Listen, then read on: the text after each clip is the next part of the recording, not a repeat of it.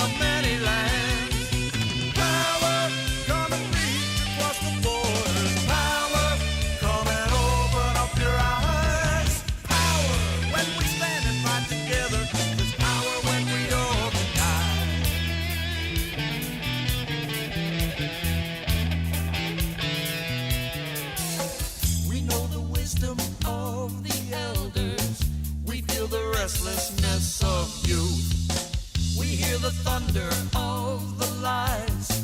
We hold aloft the light of truth. We raise the banner of our union. We lift our voices to the skies. This is the future, sisters and brothers. Come unite and organize. Power, there is power in a union. Power, there is power in our hands.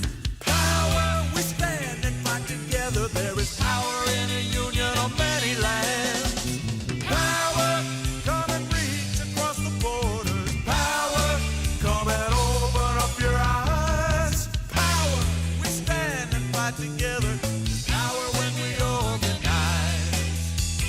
Power, we stand and fight together. There is power when we organize.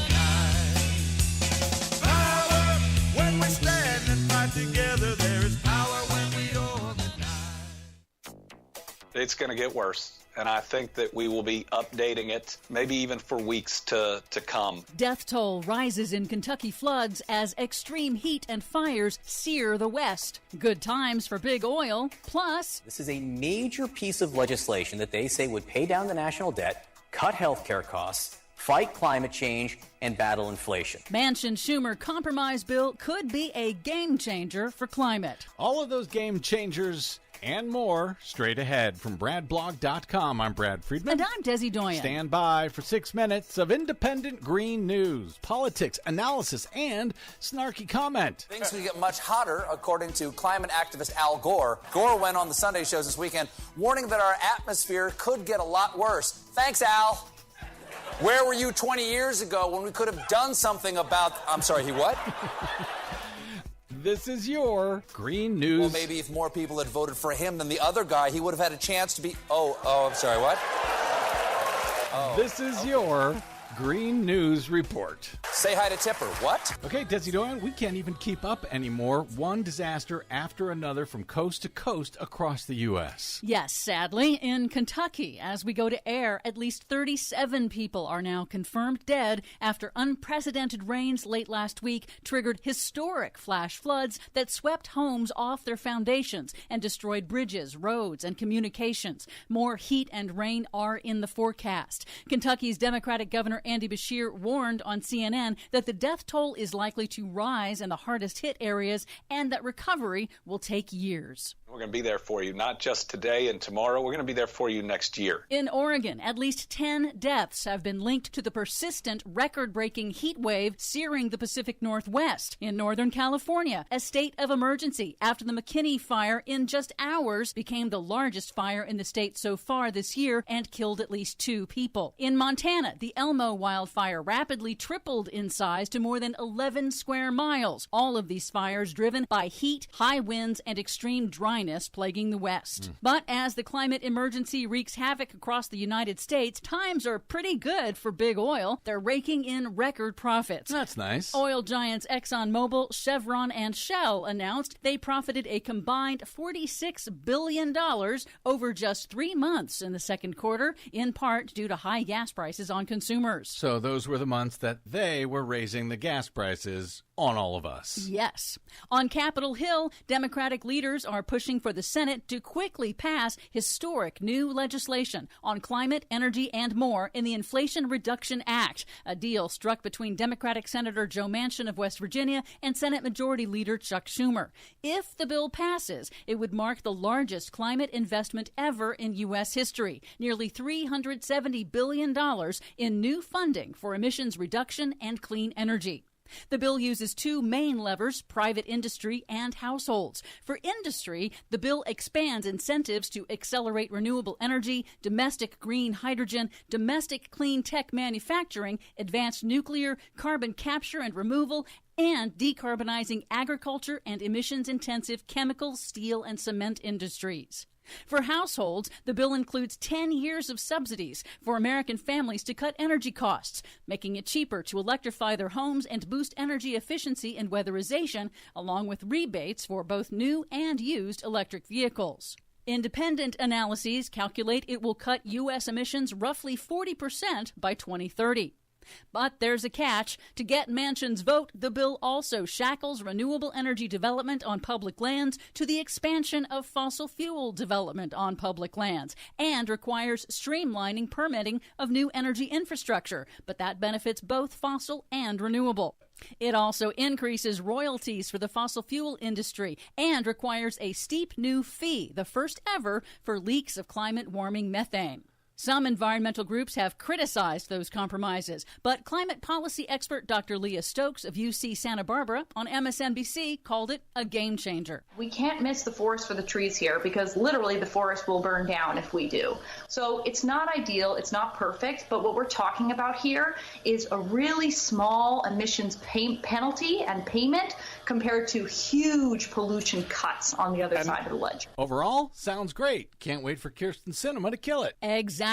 The bill must also pass the House and make it through Senate parliamentary procedures and survive Republicans throwing everything at it. And obstructionist Democratic Senator Kyrsten Sinema of Arizona, whose vote is crucial for passage, has not said whether she supports the bill. I'm sure it will all be fine. What could possibly go wrong? For much more on all of these stories and the ones we couldn't get to today, check out our website at greennews.bradblog.com. Find, follow, and share us planet-wide on the Facebooks and the Twitters at Green News Report. I'm Brad Friedman. And I'm Desi Doyen. And this has been your Green News Report. Are you tired of think tank approved corporate news and commentary? Are you tired of CEOs telling you what to think, who to hate, and who to vote for? Well, welcome to the Rick Smith Show. We don't take orders from some boardroom, and we don't do focus groups or talking points. We don't work for them, and we never will. I'm Rick Smith, and I work for you. Join us daily at thericksmithshow.com and download the podcast and never miss a minute. It's time for the Rick Smith Show. Now, here is the voice of the working class, Rick Smith.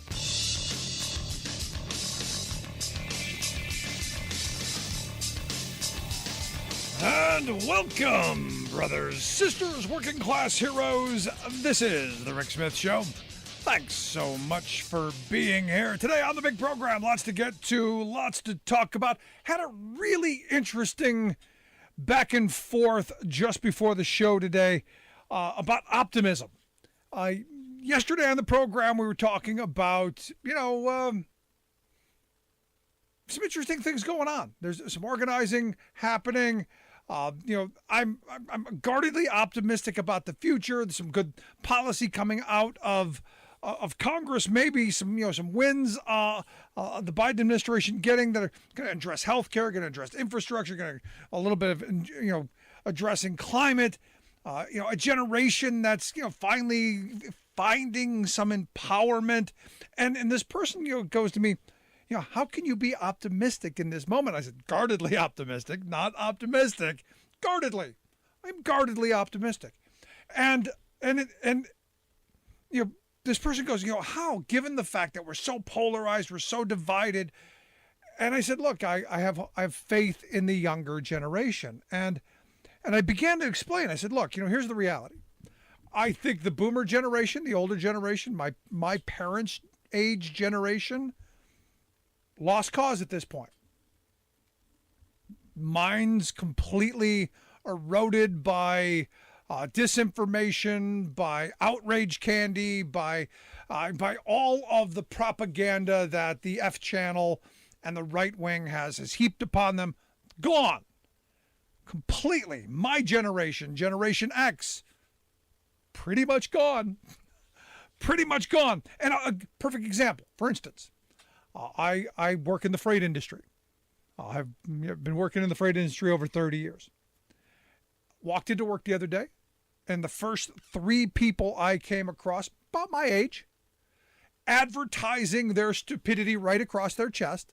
First person I saw had a Teamsters for Trump t-shirt on, a scab shirt, and made in, the shirt was made in Honduras, printed by non-union labor, but he proudly displayed Teamsters for Trump on it. And when I called it a scab shirt, no idea why. Never mind the fact that the Biden administration saved his pension and the pensions of all workers in multi-employer funds. Never mind that reality. The second person I came across had an F Biden t-shirt on. Again, we're going to show our stupidity. Third person had a generic kind of, Democrats suck. Because, they've been overly misinformed that somehow the Republican Party, who just voted massively against veterans and have given tax breaks to corporate America and the very wealthy and have done nothing to help them, they see as their savior. Because it's what they've heard. It's what they've been fed. It's been beat into them. Now, in their defense, Democrats have not always been the greatest friend of working people. But it's also their fault. And these are the people who have led good lives because of their union, because of the wages that they earned, because of the contract that they worked under. And it reminded me, of something that, an older former president of the AFL-CIO said back in I guess it was in the 60s, he said it. George Meany said, how do you get a guy to go on strike when he's making $10,000 a year? And the meaning behind that is, how do you get someone to be active? How do you get someone to be engaged? How do you get someone to do the things that need to be done when they're making a good living, when they're okay, when their prospects are positive? How do you get them to fight for something that's going to make others' lives better when it's about them? And this, again, one of the failures of the labor movement. And as I was talking with this person, I said, I look at that and those folks are lost. They're gone. They're fives. There's nothing you could do about them. But the younger generation understands what my grandparents' generation understood. And that is the idea of movement unionism. I grew up hearing this idea of business unionism. Businesses, and unions are there's no difference. And, unions are, I actually had someone one time tell me that unions are like car insurance. And I'm like, what? He goes, well, if you ever get into trouble, you're grateful that you have it. And you go, yeah, but what if I never do? Well, be grateful you have it because you might never need it, but it'll be there for you. And I'm going, that's dumb. It's a dumb argument. I see it completely different than, just in case. I see it as proactive. How do I get better wages, hours, conditions? How do I demand better? How do I fight for better? How do we make lives better? This is what unions are about, and this is what the younger generation absolutely gets. And I'm looking at this moment, and the optimism that I have is the death of this idea of a quid pro quo unionism. That I get something for my dues now. That it's all about me. It's all about the individual. And this is so much 80s era thinking, Gen X thinking. It's what I grew up being told as a child. hooray for me, the one who dies with the most toys wins, greed is good. It was all hyper individualism. And where I'm guardedly optimistic is the younger generation. They're talking about, hey, how do we use our collective power to make lives better, make our lives better, make our coworkers' lives better, make our communities better, change the world, address climate change in the workplace, big, huge ideas taking on beyond the self. That gives me some hope. Whereas you got a guy walking around, F Biden t-shirt, and you go, well, why? All about grievance, all about they internalize everything is about them. This quid pro quo, I give you something, I get something in return, and it's about what I get. And here's the failure of business unionism. This idea that, it's like car insurance. What happens if you don't get what you wanted? What happens if, you didn't get everything you wanted? Well, you get people who are disgruntled. And this is the world that we're in. I didn't get everything I wanted, and no one ever does. Ask any child kicking and screaming in the cereal aisle when mom says no sugary cereal for you. Then you get this kind of anger and division. They pointed at the union and blamed the labor leaders. And this is one of those moments where I go, and I've had people say, well, it's the leaders' fault. I'm going, if you're blaming labor leaders for the work conditions that you're struggling under, you don't understand democracy. You're probably the same people who blame Congress for all of the problems we have now. Probably the same people, not understanding how the democratic process works. I blame the problems in Congress on voters, just like I blame the problems in the workplace on workers. They, unionized workers, and workers in general. You have the power in this country to collectively organize and fight for better wages, hours, and conditions. Most of us just don't, because guess what? We've been sold on the idea, that's right, it's all about me. It's all about the individual. It's all about the self. What do I get? What's in it for me? And we don't see that kind of community that my grandparents' generation lived under. Now, don't get me wrong. They had radical self-interest too. They wanted better wages, hours, and conditions to support their families. They wanted to make sure that they got pensions and health care and all that stuff for themselves and their families. Absolutely. But by doing so, made everyone's lives better. And the idea of unionism, and this is where I learned from old timers. The idea of being part of a union was being part of something that made people's lives better. It wasn't about just transactional, that, hey, what do I get out of it? What's in it for me? It was being part of something. The union hall was the place where people held their weddings. It's where they held their family events. It's where they held funerals. It was the center of the community for workers. And sadly, that's been destroyed. And I see this younger generation who is organizing outside of the traditional, legacy unions right now. I see them as kind of a throwback to that kind of mentality, that we're going to be communal, that we're going to make our space better, that we're going to fight for, ourselves and our coworkers and our communities and make things better. For too long, we've been easily divided. And this is where I was having this conversation. I go, you look at what's happened in a lot of workplaces across this country. The divide and conquer has been incredible. I've had people over the years go, well, the labor leaders allowed this and labor leaders. I go, no, again, you don't understand how democracy in the workplace works. Employers did. Employers understood this really well and used it against unions and workers in a lot of places. Take the two-tier wage system, for instance. They were dangling the huge carrot, hey, we're going to give you a big raise. Here's a big raise. Just screw the unborn. Never mind the workers that aren't here yet. We'll give them a different wage and different benefits and different everything. But you'll be fine. You'll be fine. Because you're not going to see them. That's down the road. until eventually it wasn't down the road anymore. And you had two guys standing next to each other, one making good wages, good benefits, good health care, good retirement, good work, good all of that, and another guy working for substantially less. And now you have a situation where you have intergenerational jealousy. Instead of where when I started, the old timers would take the young guys under their wings and mentor them to become good workers and good members of the union, good members of the community. Now you have friction, which is what employers want. They don't want cohesion in the union. They don't want people to be part of that community. They want to tear that apart, and they've done that masterfully. I mean, I think back to when I started. I still remember the old guy who the first day on the job comes over, puts his arm around me, kid, I'm going to teach you to be a Teamster.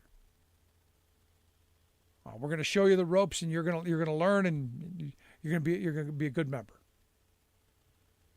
If I ever had any questions, that's who I went to. He was always there. Every time I'd see him, hey, how are things going? How's the girlfriend? Yeah, how are things? Part of your life. Part of the community. And that over the years has changed to this greed model. What's in it for me? It's about a business. It's transactional. And as I said, this next generation, they're seeing things a little bit differently, and that's giving me some hope. Again, I say guardedly optimistic because we don't know yet how this is going to play out. We're seeing the beginning. It's in the infancy. We're seeing the beginnings of it, but the beginnings of it are hopeful. Now, corporate America doing everything they can possibly do to divide and conquer, as you expect. But we're in this moment where there's some excitement. There's some opportunity to build true worker power. And not just because of a union contract, but because of empowered workers. And this is what I talk about for years.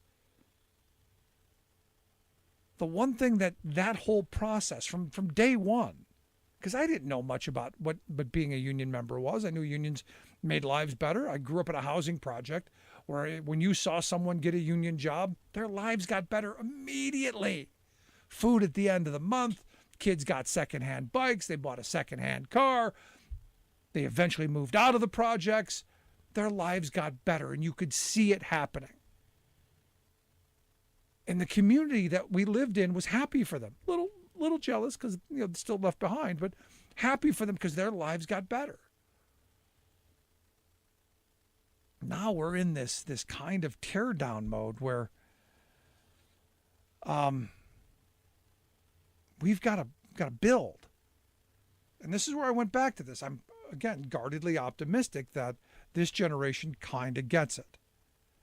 That they kind of understand this communal nature of work. And that they're going to make changes. And understand, it's not going to be the same model as the 1950s. They're going to demand different things. For instance, I was just reading an article that said, this generation is demanding a 4-day work week. They want to have more time off. That's their value. And collectively across the board, that's what they're fighting for.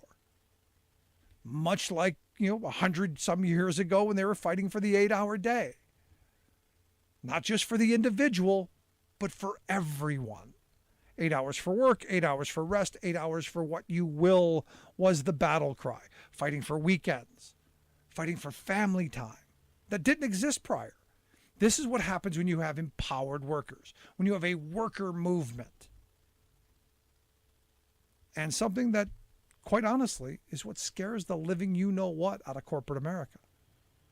Which is why they're spending so much money on union busting, why Amazon spends millions of dollars attacking their workers with propaganda, why they spend so much money on lobbying Congress and buying politicians to stop organizing in its tracks by making the laws so antiquated and fighting in the courts the ossification of our labor laws is just incredible. To slow the process down. Because understand, right now, the reason we haven't seen the explosion of organizing that my grandparents' generation saw after World War II is because of the NLRB process and how underfunded that is. because that process slows things down. Whoa, need to slow that down. Need to take some of that energy away from workers. Need to calm it a little bit. Whereas right now, I'll tell you, if this was 1948, 49 again, 50, I think back to some of the old timers that I knew. They'd be shutting things down. I remember one old timer told me that they used to go on strike once every 10 years, even if it was just for one day. And the idea being that when workers cross that threshold out onto that picket line, that they know they fought for something and that they wouldn't give it away. And strikes have been almost non-existent over the last 30 years, which is why it's been easy to trade away the gains of a generation that we've forgotten. Why it's been easy to create two-tier wage systems and move from a defined benefit pension that gave security in retirement to well, maybe we'll put contributions in, maybe there'll be money there, maybe Wall Street won't steal it all, kind of defined contribution pension that most people don't even contribute to and because the wages haven't kept up.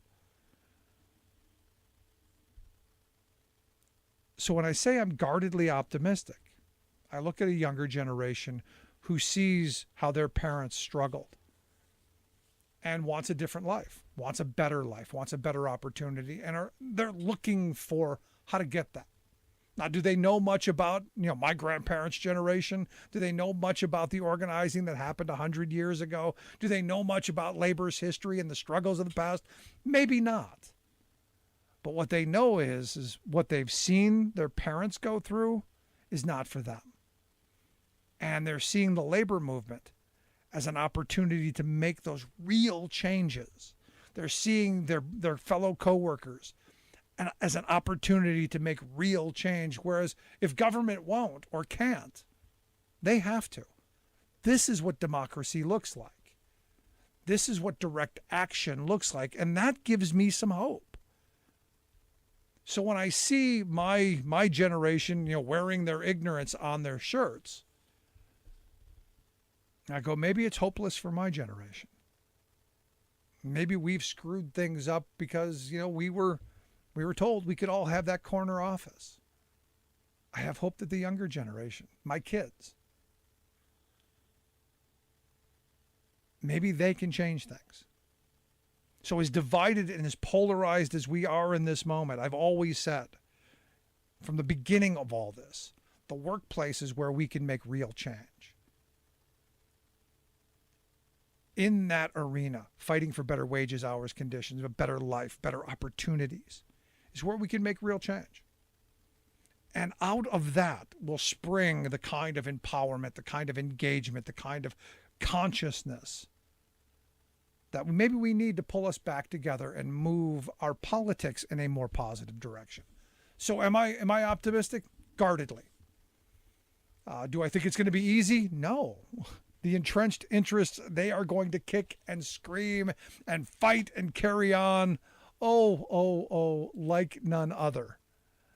But I'll tell you, I'm hopeful. I'm hopeful for the opportunity. I'm hopeful that this generation gets it. That's where I'm at. I'd love to hear your thoughts. Email me, rick@thericksmithshow.com. Tell me what you think. Am I crazy? Am I crazy for being guardedly optimistic that things can change? That people don't want to work 60 hours a week and still not be able to put food on the table? Email me, rick@thericksmithshow.com. If you miss any portion of the program, make sure you grab the podcast. You can get that wherever you get your favorite podcasts, or just go to thericksmithshow.com and take a quick break. Right back after this. Stick around. You're listening to The Rick Smith Show. We're working people. Come to talk. I'm Rick Smith, and this is Labor History in 2. On this day in labor history, the year was 1821. That was the day Uriah Smith Stevens was born near Cape May, New Jersey. Although he longed to be a Baptist minister, he worked as a tailor's apprentice and taught school. In 1845, he moved to Philadelphia. There, he became a member of the Garment Cutters Association in 1863, until it dissolved in 1869. From there, he joined several other garment cutters to form a new union. They called themselves the Knights of Labor. It was originally a secretive labor organization. Stevens appreciated appreciation for religious ceremony infused the young union, which functioned like a fraternal order. Stevens took the title of first Master Workman of District Assembly 1 in the group. The organization would accept every worker, regardless of country of origin, race, religion, or trade affiliation. In fact, almost everyone was welcome to join, except for liquor dealers, lawyers, bankers, and professional gamblers. The Knights grew from just 9 members in 1869 to more than 9,000 by 1878.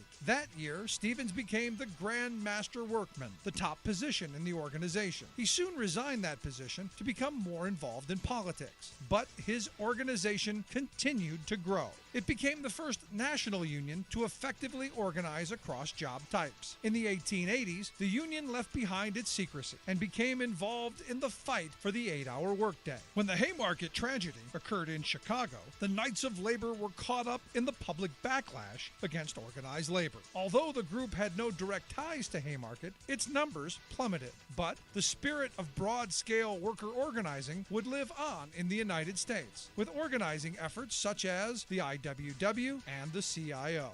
Like what you hear? Check out more at laborhistoryin2.com.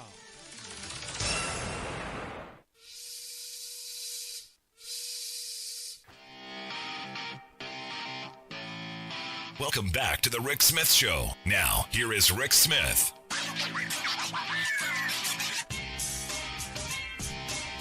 So I think it's important, and I go back to this, because I think it's really important to point out that the kind of empowerment that I talk about, that I have, I want for other people. I want everyone to believe that they have the kind of voice, the kind of power to be able to say, you know what? I demand better. Because the reality is,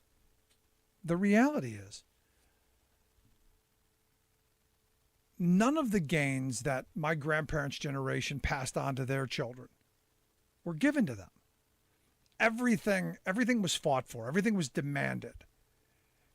This idea that there's a benevolent corporation out there who bestows wonderful things on us is kind of ridiculous.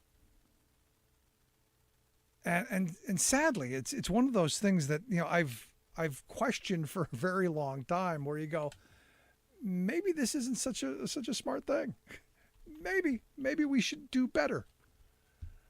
So for me, this is one of those moments where I think in this moment we can and we should be doing better. Anyway, I'd love to hear your thoughts. Email me, rick@thericksmithshow.com. Tell me what you think. Gonna take a quick break. Right back after this. Stick around. Listen to the Rick Smith Show.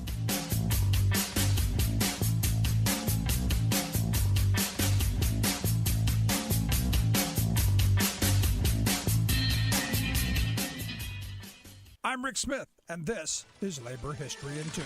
On this day in labor history, the year was 1981. That was the day 13,000 workers in the Professional Air Traffic Controllers Organization, or PATCO, went out on strike. Highly stressed workers had been driven to nervous exhaustion by long hours, problematic technology, and brutal management. They wanted better pay and working conditions and a 32-hour work week. PATCO workers had proven that militancy bred victories throughout the 1970s. But public sector employers went on the offensive as the decade drew to a close. By the time Ronald Reagan was elected to office, automation, deregulation, and inflation had taken its toll. As Joseph McCartan details in his book Collision Course, controllers found new technology unreliable. They experienced, on average, a computer outage a day in critical moments of takeoffs and landings. As well, the Airline Deregulation Act and the Civil Service Reform Act became law in October 1978, serving to restrict union rights and worsen working conditions. By the late 1970s, inflation had tripled. Federal workers, unlike those in the private sector, lacked any COLA protections. Emboldened by their skill level, solidarity, and previous victories, the controllers walked. Invoking Taft-Hartley, President Reagan issued a 48-hour back-to-work ultimatum. In a historic move, he fired the strikers, jailed their leaders, and forced costly injunctions that spelled doom for the union and the labor movement. Many labor activists had hoped the Teamsters and machinists would walk out in support. Instead, the strike was a pivotal moment for labor. It ushered in an era of unprecedented attacks not seen since the 1930s. As Robert Weir notes, Patco's defeat touched off a new wave of downsizing, decertification, and concession strikes. The labor movement continues to suffer its impact today. When a golfer hits an errant shot that might bonk an unsuspecting spectator on the head, the proper cry of warning is, "4." But what do they shout when they hit a bad shot that boomerangs and bonks the golfer on the noggin? Actually, this shot has rarely if ever occurred, so there's been no need for a warning shout. Until now.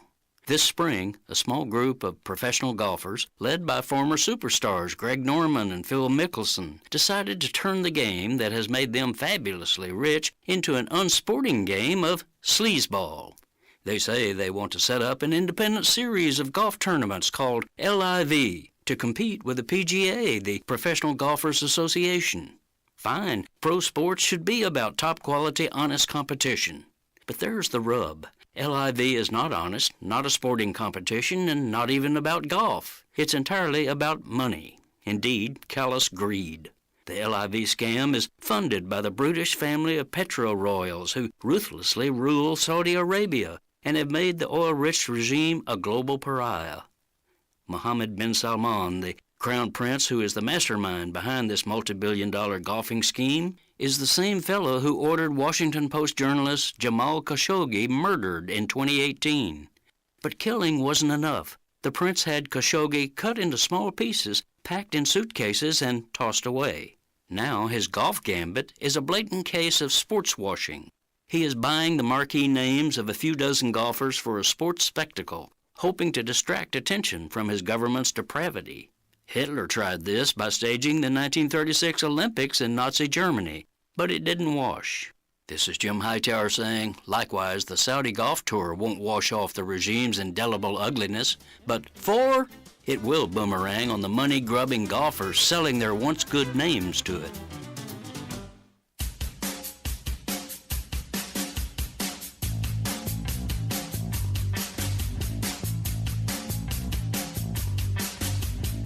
Welcome back to The Rick Smith Show. Check out our website, thericksmithshow.com. Questions, comments, something in your mind, email me, rick@thericksmithshow.com. So, much to the dismay of corporate America, corporations who built their fortunes on cheating their workers out of wages, hours, conditions, misclassifying their workers. Over the summer, the Supreme Court refused to take up the SB 5 case out in California, leaving many of these corporations, and we know who they are. We know the ones who have cheated their workers out of being actual employees, but leaving them with the choice of how do they continue to keep their businesses afloat when it's built on the sands of wage theft and misclassification. How do they do that? And here to talk about the fallout and potential outcomes of the Supreme Court's decision, I've asked Doug Block to come talk with us. Doug is the political director at Teamsters Joint Council 7. Doug, thanks for taking time for us. Thanks for having me, Rick. I'm looking at this, and I got to tell you, Doug, I was shocked when the court refused to take this case up, given their track record of siding with corporate America, their propensity to moving this country and the court back to the Lochner era with regards to workers' rights. So I got to tell you, I was shocked that they didn't take this up, leaving SB 5 in place. We were shocked too, and I think that the trucking association here in California and all of their big clients, the Walmarts, the Targets of the world, were even more shocked after they put all of their eggs in the legal basket, and the Supreme Court just basically took that basket of eggs and turned it over and broke it all on the sidewalk.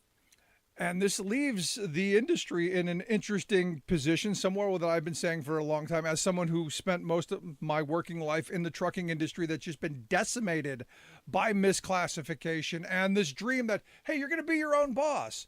When that means you get to take on all the risks, you get to pay all the costs, and oh, by the way, the companies are still going to take all the rewards. It's an interesting kind of world that we've created for workers, where they end up holding the bag. This one little victory for working people, or could be, Let's go there. This could be a good thing, right? Well, I'm glad actually you talked about the dream, because the American dream that I was taught by my father was that if you work hard, you will be rewarded for that loyalty and that hard work. And I actually, if you indulge me, I want to go back to 1964 when the Teamsters signed the National Master Freight Agreement, which brought 450,000 workers coast to coast under one labor agreement. It was the largest of its kind in the country and in history. And at our peak, it covered 19,000 companies, and 90% of the industry was unionized, as you were mentioning. But corporate America, and giving relentless pressure to the U.S. Congress, finally led to the deregulation of trucking in 1980, federal government. And they took what was, again, talking about the American dream, the best damn blue collar job in the United States, where you could get in your truck, drive all day, be home with your family at night, earn a good wage, buy a home, raise your kids, and retire with a pension.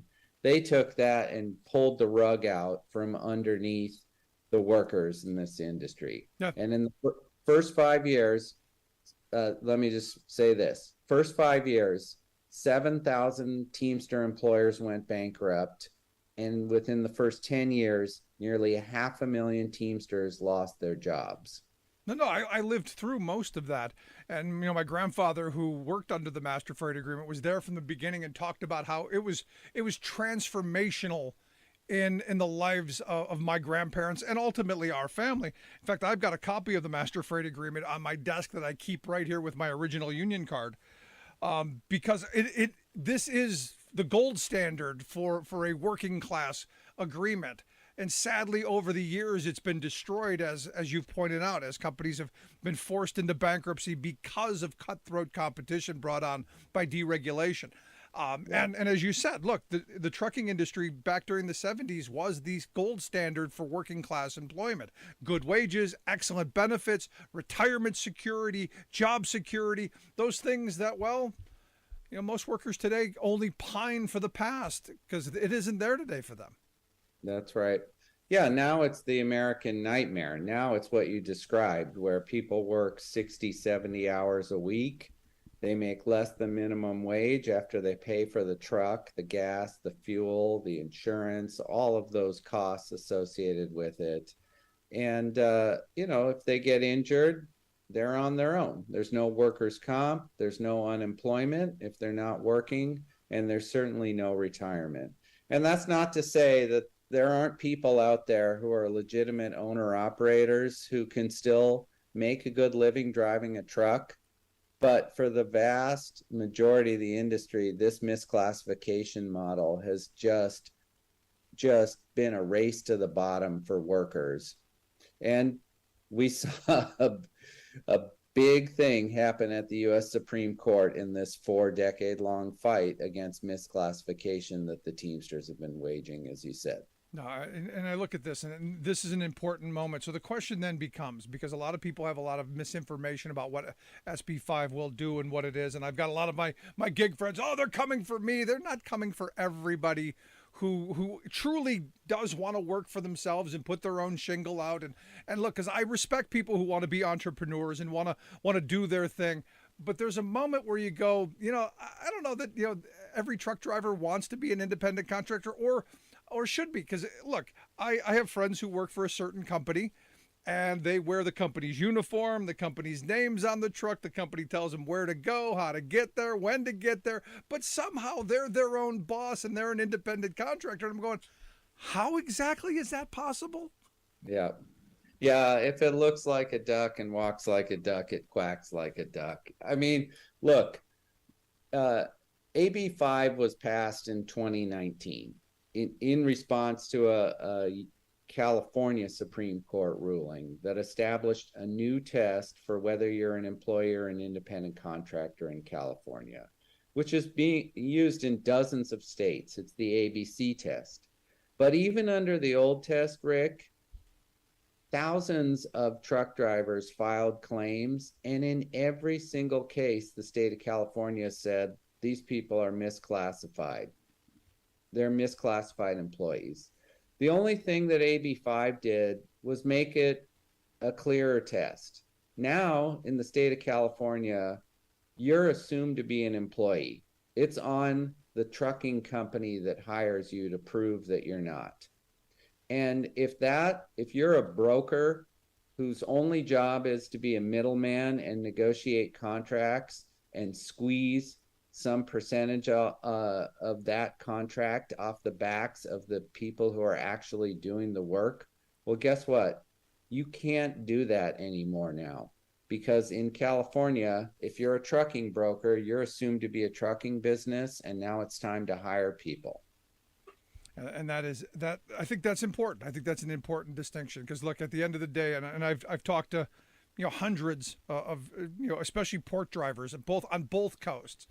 In fact, we were down in Savannah back in 2015 talking to the drivers down there, and people were showing us their paychecks where they ended up with pennies for a week's work because of all kinds of costs and all kinds of things. But they were their own boss, supposedly being cheated at every turn. And you go, how is this possible? That and look, this is the brave new world of gig work where minimum wage laws don't apply, maximum hour laws don't apply, most safe working condition laws don't apply because you're your own boss, Doug. You know that. You know what makes me mad, Rick, is that these big corporations that are moving goods through our ports, or the agricultural interests here in California that have made a killing for the last 4 decades on this misclassification model. Corporations have had a really good run at exploiting workers and polluting the air because, quite honestly, if we expect individual truck drivers to buy clean new trucks, when this next phase of our state's air regulations kick in January 1st, they can't afford it. Right.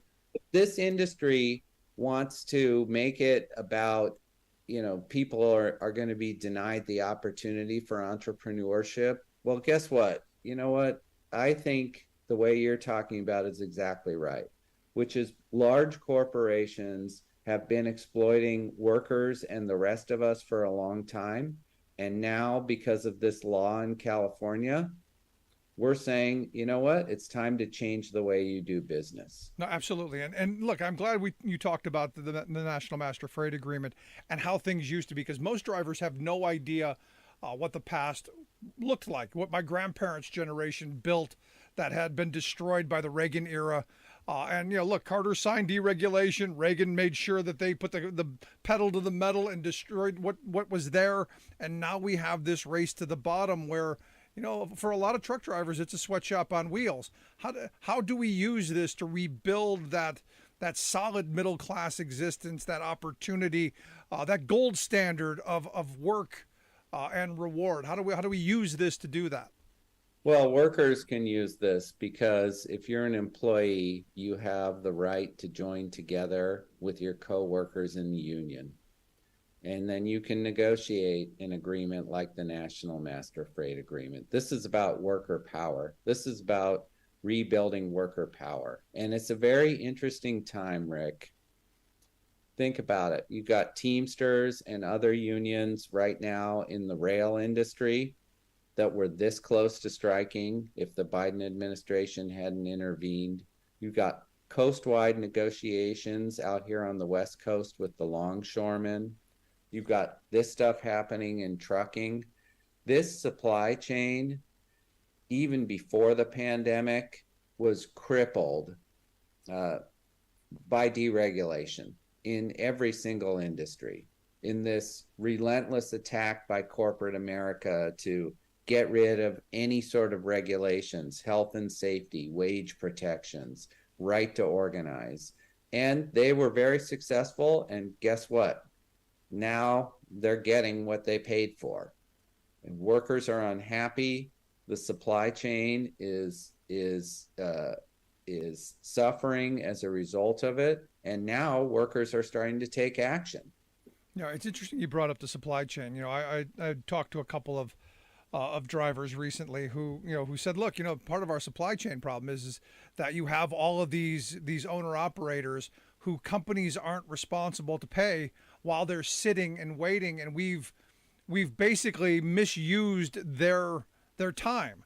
And we hear about this. There's a massive driver shortage, and we hear all of this. The shortages of this and you go, no, it's just we've misused the resources we have because corporate America has gotten used to and addicted to cheap labor and exploitable labor, especially in the trucking industry, because they're not responsible to them anymore. They don't have to answer to them. And this is where, I go back to you brought up the National Master Freight Agreement. This made them responsible.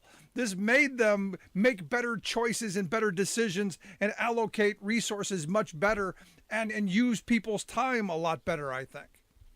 Yeah, I've never seen a company pay somebody good wages unless the workers demand it. Not in our industries, and you mean there just isn't a benevolent corporation out there who's bestowing on their workers the best wages, hours, conditions out of the goodness of their heart? You mean that doesn't exist? Exactly. No, that's exactly right. And we have a new general president of the Teamsters Union, Sean O'Brien, and he's been flying around the country talking to Teamsters about what he calls white-collar criminal syndicates. That's what he calls the corporations. And think about that for a minute. But it is criminal. It is absolutely criminal what they've been doing to workers and the rest of us here in trucking. And so, in my mind, this is the fight. There is no shortage of drivers. There's a shortage of quality jobs in the supply chain. And the way to fix that is workers joining together in unions. And at the end of the day, AB 5 is going to give workers, at least truck drivers in California, when we start enforcing it, those that do want to join together in unions are going to have that right. And every single employer is also going to have the right to fight the union, just like Starbucks is doing, just like Amazon's doing. So I don't buy the Chicken Little stuff that the sky's going to fall. I'm with you. You're listening to the Rick Smith Show here with Doug Block. Doug's the political director for Teamsters Joint Council 7. You bring up the ability to join unions, and look, when I started in the trucking industry back in the late 80s, the LTL industry, the less than truckload industry, was 85% plus unionized at the time. Now that's fallen down to something like 10, 12%. Because of deregulation, because of all of the things that have gone on over these years, and the standard of living of those folks, and the health care and the retirement security and all of that stuff has diminished. So this is a time where I'm hoping that people are waking up and going, the reward for work, that's not there. That American dream that we were told was possible, not quite there. This is the time to build this kind of worker power that you talk about. And I see yesterday, the Teamsters had rallies across the country of UPS workers saying, hey, we're not going backwards. We work for a company that's making billions of dollars in profits. We want a share of that. That's right. Yesterday, we did demonstrations all around the country with our members at UPS. And I want to remind your listeners, UPS is the largest unionized company in the United States. We had less than 300,000 members at UPS before the pandemic. But with the explosion in online shopping, we have more than 325,000 right now. And in California, the average UPS driver is making $100,000 a year, fully paid family health insurance, has a safe job, and retires with a pension. But the largest customer of UPS is Amazon. And those people driving around in those Amazon trucks wearing Amazon uniforms don't actually work for Amazon. They work for thousands of these little contractors that Amazon controls exclusively. And those people are making $21 an hour with a substandard health plan and no retirement, doing the exact same work that our members do. So we're fighting Amazon. We're fighting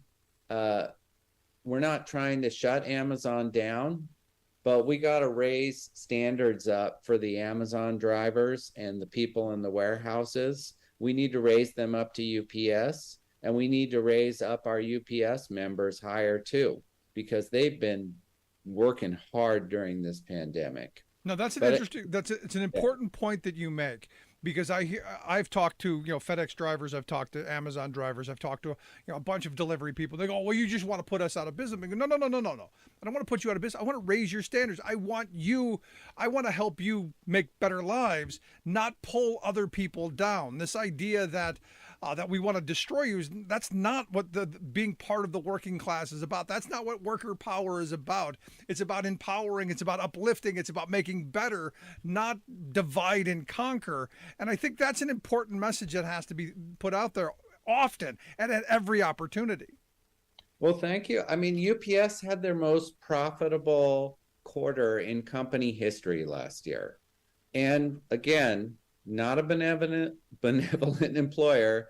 UPS shares those profits with us because we demand it. Amazon sent Jeff Bezos to the moon, richest man in the world. Amazon can share those profits with the workers too. And again, that's about workers having power and being able to join together in unions. He didn't actually get to the moon, just the outer orbit. Okay. But he's working on it, because look, if they can figure out how to get to, well, maybe he'd stay. Hey, maybe there's you know what? Nobody from the warehouse is going to the moon, and that guy had the gall to sit up there and thank his workers for sending him there. Yeah, isn't that the height of just gall? Yeah.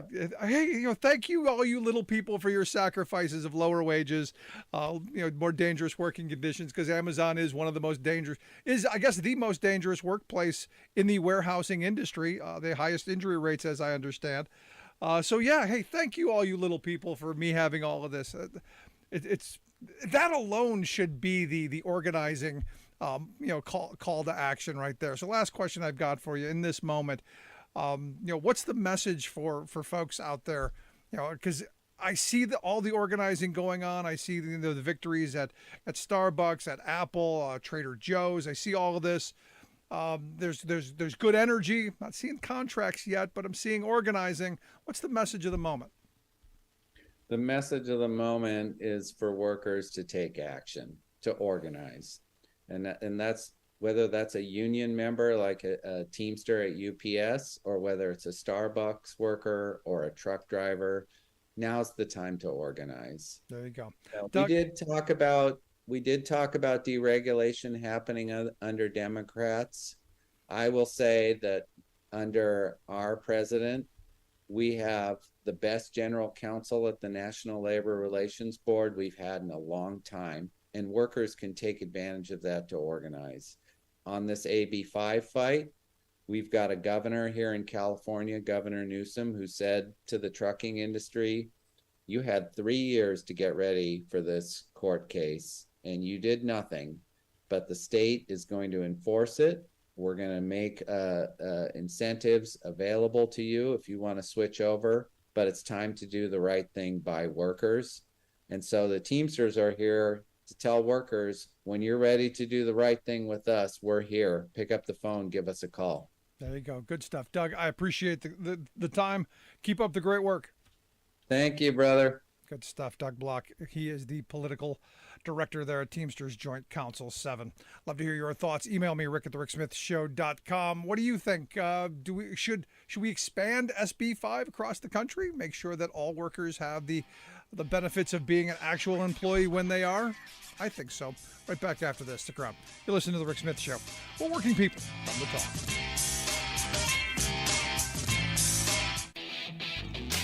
Are you tired of think tank approved corporate news and commentary? Are you tired of CEOs telling you what to think, who to hate, and who to vote for? Well, welcome to the Rick Smith Show. We don't take orders from some boardroom, and we don't do focus groups or talking points. We don't work for them, and we never will. I'm Rick Smith, and I work for you. Join us daily at thericksmithshow.com and download the podcast and never miss a minute. You're listening to The Rick Smith Show, where working people come to talk. Welcome back to the Rick Smith Show. Check out our website, thericksmithshow.com. So to kind of finish up with our conversation with Doug, the idea, this misclassification thing, huge. I mean, we're talking one of the main components of wage theft. And look, in California, I was just looking at some numbers a moment ago that said in California, wage theft is like a $2 billion a year problem. Now you add up the reality that all of the things that, according to the, the FBI's Uniform Crime Reporting Program, EPI did a thing back in 2017 where they looked at this FBI crime reporting thing, and they said that there are like 320,000 robberies across the country. Stick you in the stomach and give me your money. And that was like 400 and some million dollars in losses. But wage theft at the time, they were saying is like a $50 billion a year problem. California, in just conservative estimates, $2 billion a year being stolen from workers.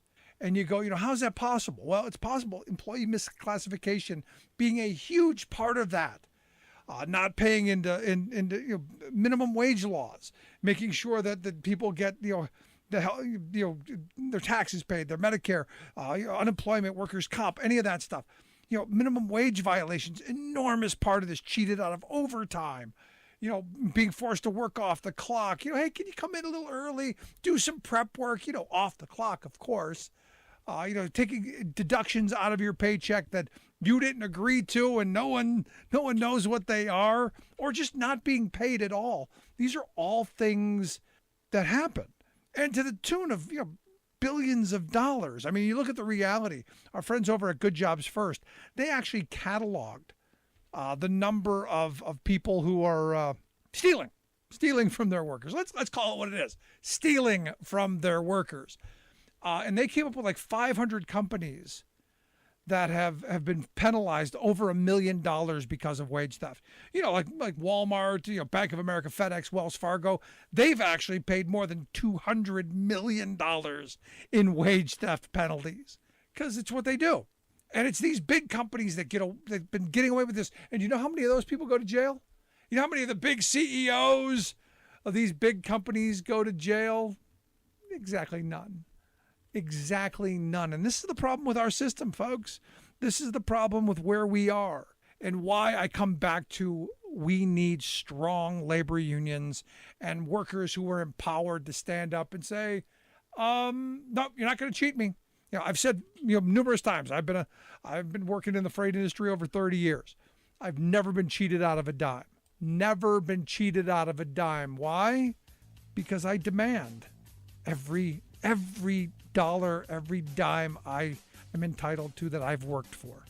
And I do that because my union gives me the ability to do it. That's something every worker should have, the empowerment to be able to do. It's that simple. Love to hear your thoughts. Email me, rick@thericksmithshow.com. It's going to get worse. And I think that we will be updating it, maybe even for weeks to come. Death toll rises in Kentucky floods as extreme heat and fires sear the West. Good times for big oil. Plus, this is a major piece of legislation that they say would pay down the national debt, cut health care costs, fight climate change, and battle inflation. Manchin Schumer compromise bill could be a game changer for climate. All of those game changers and more straight ahead from BradBlog.com. I'm Brad Friedman. And I'm Desi Doyen. Stand by for 6 minutes of independent green news, politics, analysis, and snarky comment. Things could get much hotter, according to climate activist Al Gore. Gore went on the Sunday shows this weekend, warning that our atmosphere could get a lot worse. Thanks, Al. Where were you 20 years ago when we could have done something about... I'm sorry, he what? This is your green news. Well, maybe if more people had voted for him than the other guy, he would have had a chance to be... Oh, I'm sorry, what? This is your Green News Report. Say hi to Tipper. What? Okay, Desi Doyen, we can't even keep up anymore. One disaster after another from coast to coast across the U.S. Yes, sadly, in Kentucky, as we go to air, at least 37 people are now confirmed dead after unprecedented rains late last week triggered historic flash floods that swept homes off their foundations and destroyed bridges, roads, and communications. More heat and rain are in the forecast. Kentucky's Democratic Governor Andy Beshear warned on CNN that the death toll is likely to rise in the hardest hit areas and that recovery will take years. We're going to be there for you, not just today and tomorrow. We're going to be there for you next year. In Oregon, at least 10 deaths have been linked to the persistent, record-breaking heat wave searing the Pacific Northwest. In Northern California, a state of emergency after the McKinney fire in just hours became the largest fire in the state so far this year and killed at least 2 people. In Montana, the Elmo wildfire rapidly tripled in size to more than 11 square miles. All of these fires driven by heat, high winds, and extreme dryness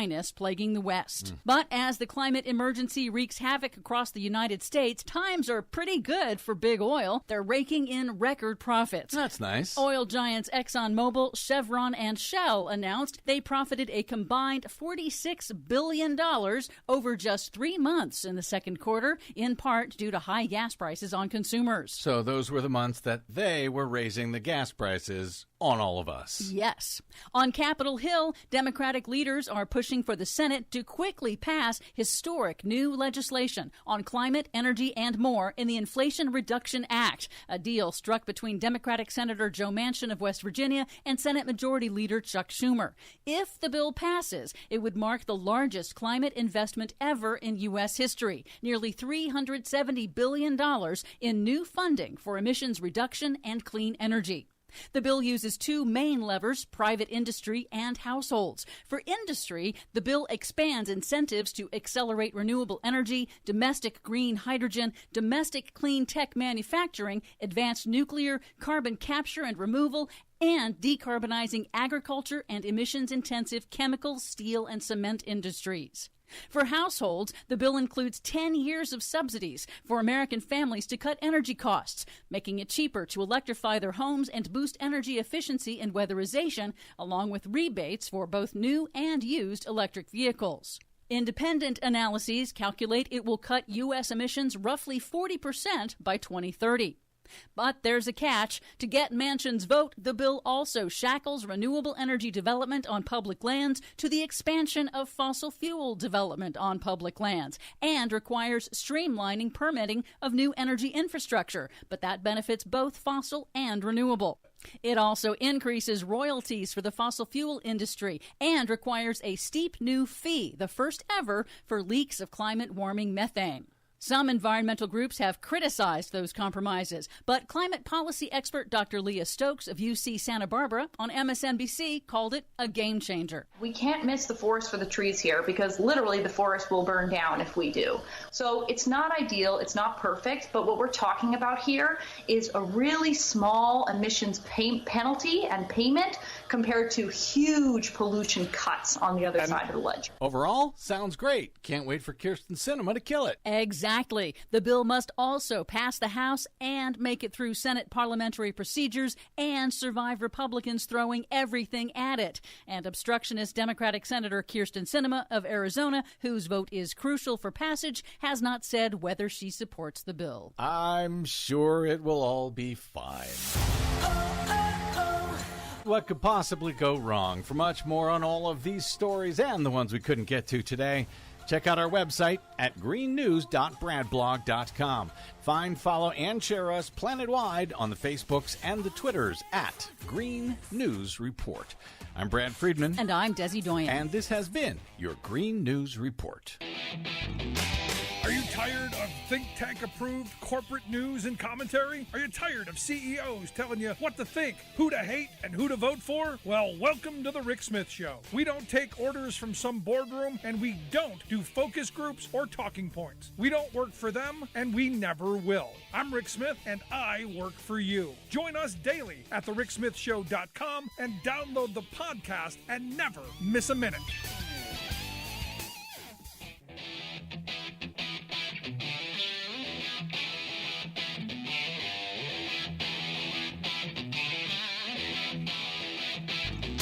Welcome back to the Rick Smith Show. Now, here is Rick Smith.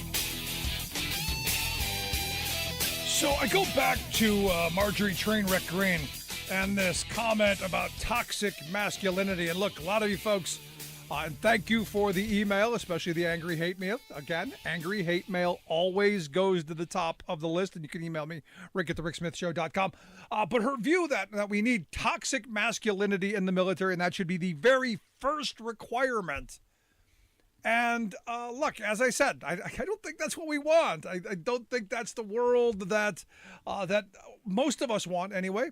And I don't even think this is what she wants. I think she sees this way. I'm going to get attention. Hey, look at me. Because as I said, and this is where I got a lot of pushback, where is Mr. Green to grab her by the hair and drag her out of the room to shut her up? Because that's what toxic masculinity gets you, Marjorie Three Names, or at least that's my view, and here to share some thoughts on. Maybe I'm wrong. Maybe the military does want the worst toxic parts of the masculine male in their ranks. I don't know, but here to share some thoughts. I've asked our good friend Rich Ojeda to come share some thoughts. He is the national spokesperson for No Dems Left Behind. Also, a career military man. So his opinion on this matters to me. Rich, thanks for taking time for us. Anytime, Rick. I always appreciate it, man. So this idea that somehow number one question, according to Marjorie Three Names, is, are you toxic masculinity, or is that you? Then that should be the requirement to join the military, according to her. Well, first off, nothing that starts with toxic belongs to the military. We actually get rid of leaders when they are considered to be toxic leaders. Here's somebody who has never served in the military. She probably doesn't have anybody that's close to her who has served in the military. That's not the mentality that we want. I served in a lot of really solid tip of the spear units, the 10th Mountain Division, the 82nd Airborne Division, the 2nd Infantry Division. And, as much as our job is to fight and win this nation's wars, we also have to have the ability to completely transition on a dime to do humanitarian assistance and things like that. We don't want anybody that is coming into the military and has that type of mentality. Not even our infantry, our combat engineers, our scouts. We do not want people like that in the military, because the truth is they do nothing but cause issues wherever they go. And you definitely don't want that type of mentality when you start to hit the ranks of the leaders. So she's absolutely wrong. But here's the thing, and I took a lot of heat for this. I said, if this is what she wants and this is the world that she envisions, where is Mr. Green? Why isn't he grabbing her by the hair and yanking her out of the room? Because that's what evidently, that's what she claims to want. Someone who's going to be assertive and take charge and control the situation. Yeah, she's absolutely wrong, but you're right. In that's what she is envisioning. She thinks that that's the type of person that we want, in the infantry and things like that. And that could be nothing further from the truth. Make no mistake about it. If you are married in the military and you abuse your spouse, we will kick you out. If you abuse your children, we will kick you out of the military. That is an absolute fact. We don't need those type of people. We don't want those type of people. And those are the types of people that actually cause more issues than they fix. So she's absolutely wrong. We don't want nothing in the military that has to do with toxicity. We are the most educated military on the face of the earth. And our military has a place for everybody. If you don't want to be a kicker, but you want to do other things, you could be a map maker. You could be in any job in the medical profession. We have that in the military. I mean, there are so many different paths that a person can take that wants to join the military. But make no mistake about it. Being able to get along with each other, being able to work together, that's the key to training. If you cannot work together with each other to get things done, then you're not going to make it out of basic training. Yeah. So, she's absolutely wrong. Now, this idea, and I think where her mind, maybe, I'm not going to try and bail her out here, but, you do kind of want alpha males. You want people who are going to be assertive and aggressive. But, and as I said, my definition is, because I I guess I've been accused of being an alpha male, and I'll take it. I'm assertive, I'm aggressive, but I still have compassion for people. I'm still empathetic. I don't think I'm a bully. I don't go looking for trouble, but I've never backed down from confrontation. If it comes, you deal with it. I think there's a difference in being that and being what she thinks that is. Or am I missing something? Yeah, I'm an alpha male. I mean, you know, I was a paratrooper. I was a light airborne sapper. I always enjoyed being in solid units that were tip of the spear units. But I mean, at the end of the day, you know, we have to be able to do all sorts of different things. And the military doesn't just want that person that is just the guy who just wants to shoot at everything. We want you to be able to think critically with your mind, to be able to get yourself out of situations. You know, it's not always about squeezing triggers.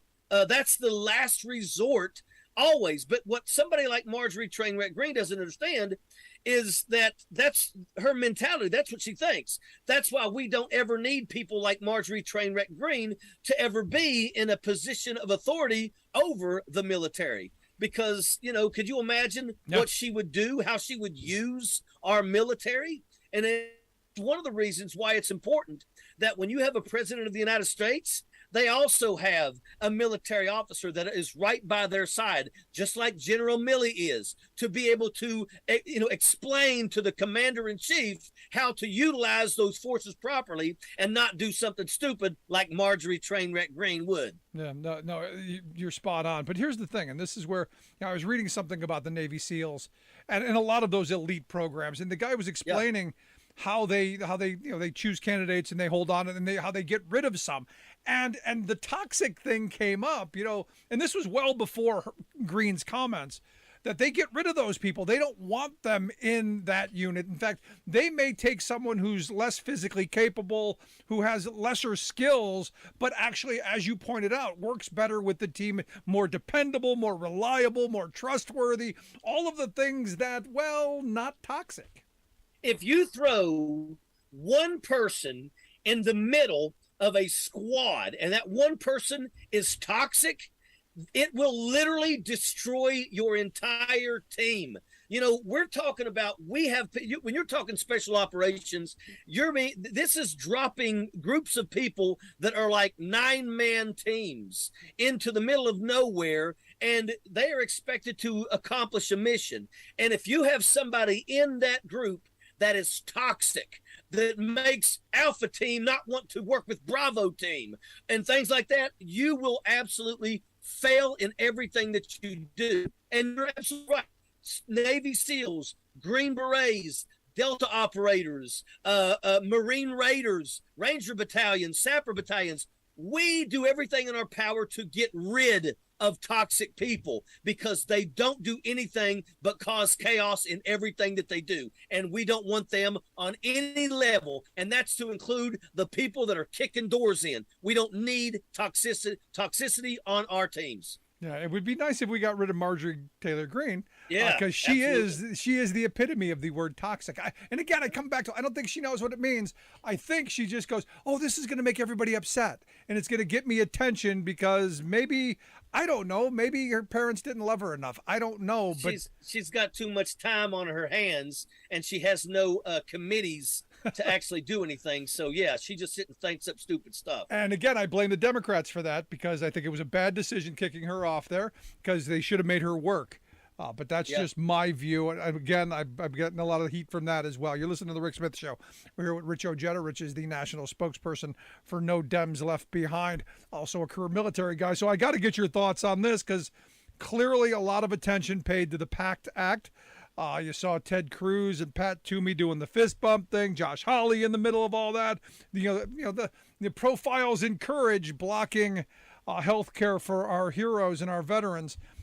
I'm just going to say go because that's the best I can do. There's no question here other than what the blank. Yeah, well, you know what? I'm going to tell you this. As a combat veteran who has been exposed to everything, I have breathed in burning bodies. I have had to burn, waste, our waste. I've been around burn pits. You name it, I've been around vehicles that were destroyed with depleted uranium. What this is to expand veteran benefits by those veterans who have been exposed to toxins throughout their careers. I've had over 30 cysts removed from my body. And, you know, every one of them luckily has come back and was benign. But I always wait for that next one that may not come back as benign. And it may be what takes me out. And the thing about it is that, you know, we have these Republicans that are always wanting to use the veteran. They will absolutely knock over their mothers to get a photograph of a veteran getting off of an airplane that's coming home from Iraq or Afghanistan. They will do anything in their power to get that photograph, but will absolutely stab us in the back when they are in the halls of Congress. You know, Rick Scott got caught basically, you know, after voting against this, he gets caught putting together care baskets for that are deployed. You know, you just said no to every one of these veterans that are out there, and all of us have been exposed to burn pits and things like that. And it affects a lot of us differently. But I will tell you, over 30 cysts out of my body. And when I see people like Ted Cruz, who don't have the guts to walk a mile in our shoes, fist bumping with other people who don't have the guts to walk a mile in our shoes because they are basically denying us capabilities, it absolutely sickens me. There is nothing worse than these people. And I am, you know, Texas has over major installations, and Ted Cruz would be fist bumping people for taking capabilities away from those people that have deployed. It is sickening. This is why people like Ted Cruz need to be ran out of office and never allowed to be in any type of leadership role ever again. It's sickening. If I could physically, I probably would, and that would not be a good thing. No, but there would I be. mean, I'm done. No, and you see this response from a lot of veterans because, you know, again, no matter what the rationale is, and Ted Cruz reasoning, if you, and then we can talk about this because I think it's important where his mindset goes. He claims that the reason that they've slowed this down is because Democrats played a trick on them, and the trick, really, we both know the trick was they actually, you know, passed some legislation or are going to pass some legislation that are going to help people. But this, he claims, Democrats did this nefarious thing that they've moved the money from discretionary to mandatory, and that's something that is unforgivable. And I'm going, I don't think that's unforgivable at all. I think it should have been mandatory, and it should always be mandatory, and I don't think they actually moved it.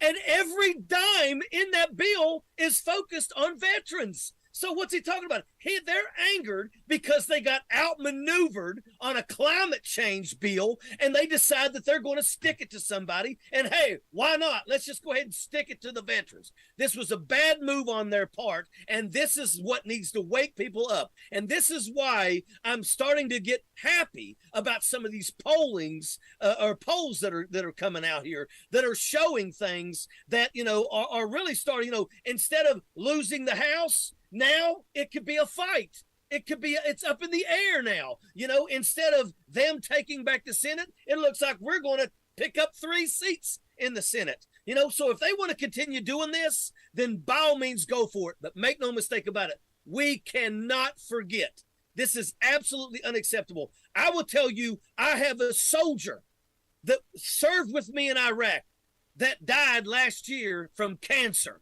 You know, we're talking young men and women that that do not have a history of cancers in their families that are dropping dead. I have not one single person in my family that's ever had a cyst removed from their body. But all of a sudden, since I've got multiple combat tours, now I've got over 30. So something is wrong, and the common denominator is war and what we have been exposed to. And that's just the way that it is. And for these people to deny that, to pick this bill to be the one that they want to, you know, take their stand on is unacceptable, especially when you look at what this bill is supposed to do, to expand the benefits for those of us who have been exposed to toxins that are being affected by it. And this shows that they are heartless heartless people, and they should never, ever be allowed in a position of leadership. No, I mean, again, you look at how long it took them to get the 9/11 bill passed through to get health care to those people that we put up on a pedestal and called heroes. And as I've asked, virtually every year that I've done this show, as these come up, and it's always Republicans who keep blocking this funding to take care of the people that we pat on the back and label as heroes. If we keep doing this, hopefully eventually we wake up, but who's going to volunteer to be the next hero if this is how we're treating our heroes of the past? Yeah, absolutely. I'm sitting here thinking to myself, we're having a hard time, and I'm retired. We're having a hard time basically meeting the recruiting goals in our military because, there's a lot of differences. When you and I was a kid, and I think we're close to the same age, you and I come up at a time where if you had an issue with another neighbor, then you fist fought it outside. You just threw punches, and when you were done, you guys were friends again. You were back out playing in the alley 30 minutes later. But kids these days are on the video games and all that stuff. And it's like, I think they just recently said that something like 23% of the youth today are able to just walk right into the military. The rest of them will not be able to pass the physical, mental, part of the exams to get in. And what that means is they have to lower standards. But if it's a hard time for us getting, these numbers filled, imagine what happens when you have a veteran like myself who's had all these cysts removed. And then all of a sudden I realize that my country has decided to say they don't want to help me. But then I got a bunch of nieces and nephews that are thinking about the military. The first thing I'm going to tell them is, why would you want to go in the military after what they've done to me? No. If you don't think that they don't see that, you're wrong. These young kids that want to join the military and they're looking on the TV and they're watching veterans in combat zones getting their capabilities denied, it makes them think, why do I want to do that? Because the truth is today, if you join the military, you're pretty much going to find yourself at least once in a combat zone. And if we're going to take away capabilities from those who go to war, then, I tell people, if we are going to send you away to war and break you, it's our responsibility to fix you when you come home. Absolutely. And what these people did to that damn bill showed that they're not willing to fix us. They're more than willing to vote to send us into harm's way. But when it comes to fixing us when we get home, well, that's just a bridge too far. Yeah, but the truth, Rich, and you know this as well as I do, that's not new. This is what we've done to veterans in this country forever. In fact, we are about the same age. And when the Marine recruiter came to my house when I was in high school, my grandfather, who served in World War II, lost his flipping mind. And chased the guy down the road and told me if I joined the military, he'd kill me himself, because he said, you know what GI stands for? He said, it stands for government issue. If it comes between you and a tank, kiss your behind goodbye, because you can be replaced. And then he went into the stories of this stuff and the treatment. And I watched, as a kid, those guys coming back from Vietnam being dumped into our housing project. We've done this. I was hoping we would do better this time, and we have, just not as much as I think we should. Well, when you have a party that is actively going against capabilities, I will tell you that, do I like the Veterans Administration? Well, I know that there's some issues with it, but make no mistake about it, I am so glad to have the Veterans Administration. And the truth is if it wasn't for the Vietnam veterans, we wouldn't have the Veterans Administration. They decided that we've got to do something because of all these people who have come home that are broken, that have climbed inside of bottles, and many of them never climbed out. So now we have the Veterans Administration, and the Veterans Administration does a lot of great things for us. But when you've got members of Congress that are actively trying to sabotage capabilities, that is a red flag. If you're going to do that because you're angered that you got outmaneuvered on another bill, let that sink in. You're gonna cut the throats of veterans, Ted Cruz, Josh Holland, Butt Holly. These are people that couldn't walk a mile in our shoes. and they're the ones that want to take away our capabilities, and that's unacceptable. And people in this country need to wake their butts up and stop voting for these jackaloons. I don't care. Look, I'm just going to tell you, I'm livid at these people. If I was within 5 feet, I'd be more than willing to spend a night in jail for knocking them in the head. And I gotta be honest. I wonder why that hasn't happened. I mean, given the fact that this is such an important piece of legislation for people who, I forget who the commentator. Well, Jon Stewart, I think, said it. Cancer doesn't take a recess. They need this now, and to wait another week, another month, another year. They may not have another week, another month, another year. No, you're absolutely right, and that's the thing. Look, we know that there are things that we have in our inventory that will kill you when you get exposed to them. We know that, I mean, come on. It took them. I have a friend of mine that was 73 years old when they finally told him, yep, everything that affects you is because of the Agent Orange that you used to stick on the airplanes constantly. And that's what he did. He took the stuff and stuck it on the aircraft, And we know depleted uranium absolutely will kill you, will poison your system. And we didn't know what we was doing. We didn't know that it was depleted uranium that destroyed those vehicles. Well, we don't find this stuff out until the end. When I was leaving Iraq after my second tour in Iraq, that was when I finally got a piece of paper handed to me, and they said, "Keep this in your records." And I looked at it, and guess what it said? It said that I was exposed to toxins from burn pits. It took my second combat tour before somebody finally said, "Here, put this in your records." And everybody that spends time in a combat zone is going to find themselves exposed. Send us away and break us, and then not have the courage to fix us when we come home, Ted Cruz. And this is where I want to wrap this up, because, Ted Cruz's his justification, I think, is interesting. I think the justification of the reason we did this is because Democrats played this trick where they took the money, all of this money, and they moved it from discretionary to mandatory. I don't know that if that's true, and I'm told it's not. But if it is true, so what? It should be mandatory. If you're spending this money on veterans, if you're spending this money on people getting cancer treatment, I don't want it to be discretionary. Exactly. And the thing about it is, it was all for the veterans. If they moved it from one pot to the other, it was one pot for the veterans to another pot for the veterans. None of the money in this bill was going anywhere except to help the veterans. So he's absolutely wrong. They picked the wrong hilltop to friggin', place their flag on. No, that's crazy. So this is where everyone should be calling their rep and voting. I mean, Come November, everyone who voted against this, this should be the reason you vote them out. But Rich, I appreciate your time. I appreciate the thoughts. Good talking to you with my friend. Anytime, brother. Always a pleasure. Our good friend Rich Ojeda. I'd love to hear your thoughts. Email me, rick@thericksmithshow.com. This bill, I mean, it's amazing that this hasn't passed. And the justification, I go back to this difference between mandatory and discretionary as the reasoning is really, pathetic. It really is.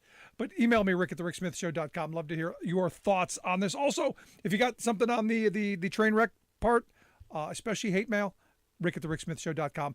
That absolutely goes to the top. I'm going to take a quick break. If you missed any portion of the program, podcast, wherever you get yours, you'll find ours. Also, email, rick@thericksmithshow.com. Thanks so much. We'll be right back. Stick around.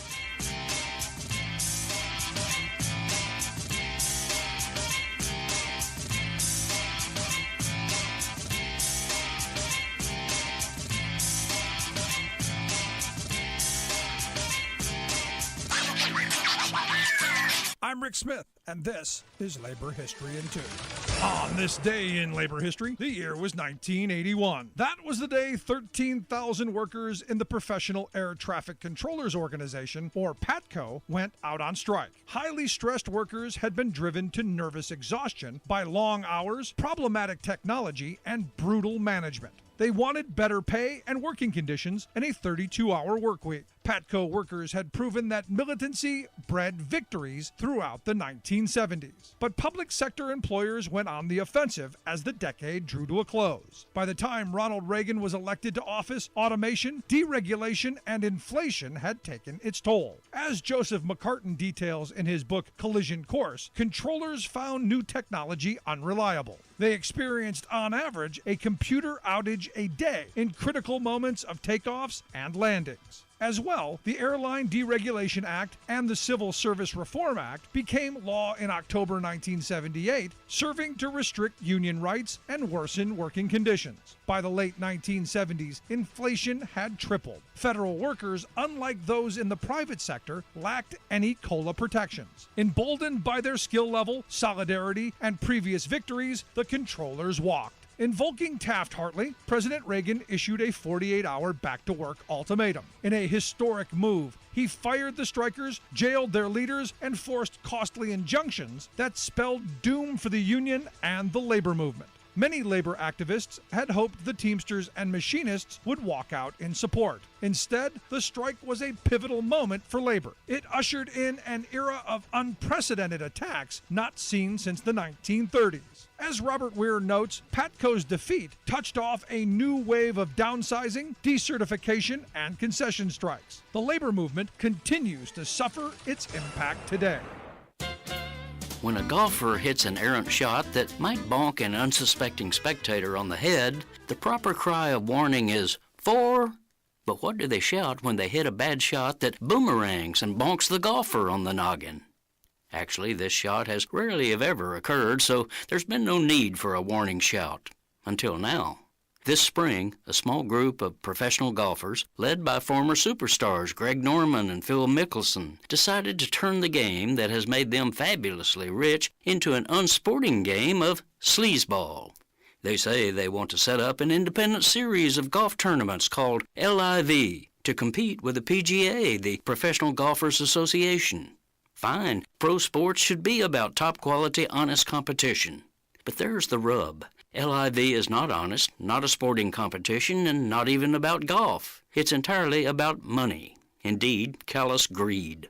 The LIV scam is funded by the brutish family of petro-royals who ruthlessly rule Saudi Arabia and have made the oil-rich regime a global pariah. Mohammed bin Salman, the crown prince who is the mastermind behind this multi-billion-dollar golfing scheme, is the same fellow who ordered Washington Post journalist Jamal Khashoggi murdered in 2018. But killing wasn't enough. The prince had Khashoggi cut into small pieces, packed in suitcases, and tossed away. Now his golf gambit is a blatant case of sports washing. He is buying the marquee names of a few dozen golfers for a sports spectacle, hoping to distract attention from his government's depravity. Hitler tried this by staging the 1936 Olympics in Nazi Germany, but it didn't wash. This is Jim Hightower saying, likewise, the Saudi golf tour won't wash off the regime's indelible ugliness, but it will boomerang on the money-grubbing golfers selling their once good names to it.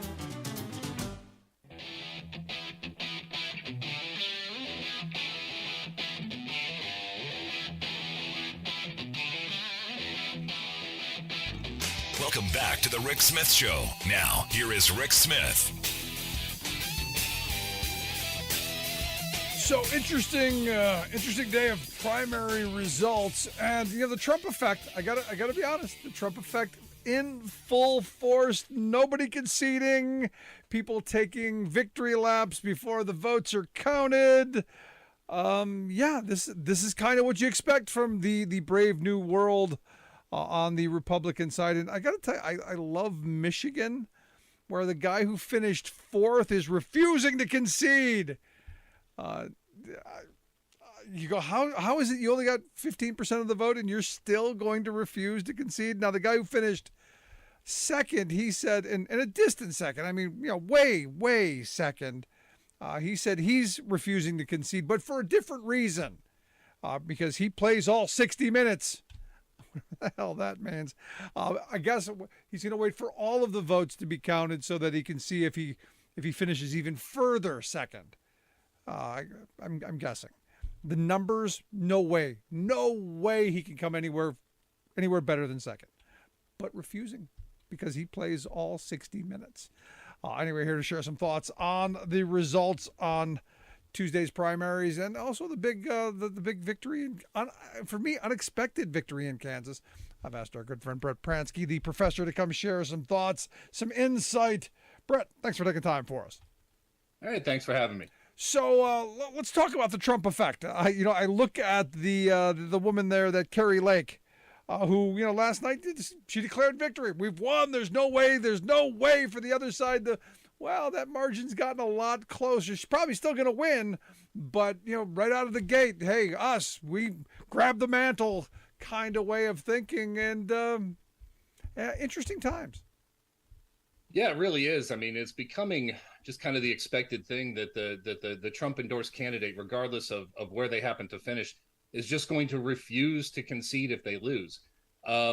It's becoming increasingly common, and it's becoming a kind of thing that it's become so common. You notice that we're not even treating it with the same level of disdain as we used to. Media in the past would call these things out. Now we're not really hearing about it today. It's almost an expected thing. There are a few articles about it, but there's no real attention being paid to it. Instead, we're paying attention to a lot of other stuff. Doesn't matter near as much. Yeah, I mean, it's incredible to me. But this guy and this other guy, finished fourth. I'm not conceding, not doing it. And you go, this kind of poor sportsmanship. When I was a kid, you'd get smacked for this kind of stuff. At least my mother would have smacked you. This is just the epitome of poor sportsmanship, in my view. I think it's a misunderstanding of sportsmanship is what it is. For example, if you're in fourth place, fifth place, or eighth place, I can understand you running through the tape. You know what I mean? I can understand you trying to get your best time and giving it your best effort. I can understand all of that. But at the end of the race, you congratulate the winner because that's what you do. You know what I mean? And this idea that I'm in fourth place by a mile and I'm not going to concede, this isn't competitiveness. This is childishness. And, and I'm not seeing it. But I can tell you this, the guy who's doing that, he didn't have very good coaches in youth sports. That much I can tell you. No, I mean, we've got a lot of people who complain about participation awards, who throw temper tantrums when they don't get their own way. And that's really what this is to me, a bunch of people throwing temper tantrums. Now, Michigan has got the attention of a lot of folks. Peter Myers, loss. And look, you had to know he was going to go down because he voted against Trump. This is the Trump effect. But the DCCC spent a little bit of money on ads, kind of promoting the other guy a little bit, because they see this as an opportunity to take out a vulnerable Republican. And you got a lot of people attacking them for this. I'm curious what your thoughts on this are. I think it's one of the silliest things I've heard in a very long time. I just don't understand this idea that the two sides have to play by entirely different sets of rules. I mean, Republicans do this kind of stuff, have done this kind of stuff, have been doing it forever, and never ever get called out for it. Hell, they make up candidates out of whole cloth just to shave a point or two off of the Democrat in the race, and all of a sudden, when Democrats engage in the game by the same rules that their opposition plays by, all of a sudden now everybody's up in arms, and now I never understood it. It's a complete lack of aggression, and it's silly. If you don't have the aggression to use every possible advantage to win in November, when democracy itself is on the line, then you need to choose a career outside of professional politics because you just don't belong. Yeah, but here's the thing. I mean, I have a lot of people say, well, but Brett, we're better than that. We're better than they are. We play by a higher standard. Yeah, well, that higher standard doesn't really do much for you when the right does what they do and they take Social Security and Medicare. That whole we played the game by a different set of rules and we did it better isn't going to feel real good when grandma's starving on the street. Yeah, but Brett, when they go low, we go high, right? I tell you what, I'm going to steal one of your phrases here. When they go low, you smash their faces in the dirt, and that's just the way it has to be. And again, if we were talking about the time when I was a little kid, when there was patriotic opposition on both sides, and people could work out deals, and you had Democrats and Republicans who could find a way to do the right thing for the American people, then yeah, maybe we'd be talking about different rules, but that's just not where we are. We have one political party that has completely lost itself and is a danger to the American people, in the worst possible way. And you cannot, you can't play nice with these people. If you're in a street fight, you don't ask one guy to put on boxing gloves. You can't do it. And so if we have a better chance of beating Pete Meyer's primary opponent in November, then that's who we want. Yeah. And there's just no other way around it. Yeah, but here's the thing. Here's the other argument to this. But Brett, we could end up with someone much worse. And I love the framing of Pete Myers is a guy that evidently we can work with because he voted against Trump in a moment of conscience. This is a good one. This is one of the good ones. We could end up with a really bad one, Brett. We could end up with someone worse than Marjorie Three Names or Gun Fetish Barbie or the forehead guy from Florida. We could end up with worse. Yeah, and this is where I don't quite understand the unbelievably low bar we're setting for some of these folks. I mean, don't get me wrong. Pete Meyer did a couple of things that are admirable. Right? I wouldn't even call them admirable. They were expected. Of course, you voted for Trump's impeachment. You have to, because it's what any American would do. Every vote to exonerate Trump is an un-American vote. So Pete Meyer didn't do anything extraordinary. He didn't do anything praiseworthy. He did his job. In fact, he did his job at the bare minimum. When you look at his entire voting history, you'll find he's on the wrong side of plenty of stuff. This is not a friend. This is not someone we like. Now, we may prefer him to someone else, but that's just a difference in, if you're going to get your throat slit, do you want it done fast or slow? You know what I mean? And that's kind of the difference between Pete Meyer and his opponent. You want your throat slit fast, or do you want it to happen a little slower? Me, I'd rather have the fight. I'd rather have the fight, and I would rather have it with the aggression that we need to win. Right, and this is where I'm happy to see that at least Democrats have balled up their digits and are getting in there and throwing some punches. Now they may lose. We may end up with crazy. We may end up with someone much worse. And to use your analogy, we may get our throats slit, and it may be quick. But at least throwing the punches, at least getting in there and fighting a little bit. And look, we're in a moment where there's some hope. I mean, I look at what happened in Kansas. I wasn't expecting what happened in Kansas, a 59-41 blowout for reproductive rights. I was not expecting that in Kansas. I was expecting to come here and go, what's the matter with Kansas? Again, but evidently not. Yeah, and I think some of this has to do with the fact that this hyper aggression by the right wing has really kind of, because it's always there, it's always in your face, they're constantly flooding the zone. And what it does is it makes it appear that their ideas are more popular than they actually are. And they just keep pushing and keep pushing and keep pushing, with all this aggression. And then, the cliche everybody's been trotting out is this is the moment when the GOP, when the dog caught the car. You know what I mean? But it is kind of true. They pushed so far and got so far outside the mainstream that everybody was like, whoa, wait a minute, this is not what we signed up for. And so what we're finding out is that some of these policies are incredibly unpopular. Just because they get a lot of airtime, just because there's a lot of money pushing them, does not mean that they are things that people want. And what happened is last night, the people said, we don't want this. And keep in mind, this is Kansas. This is bright red Kansas. If this can go down by 20 points in Kansas, what's going to happen in other states that aren't nearly as red as Kansas is?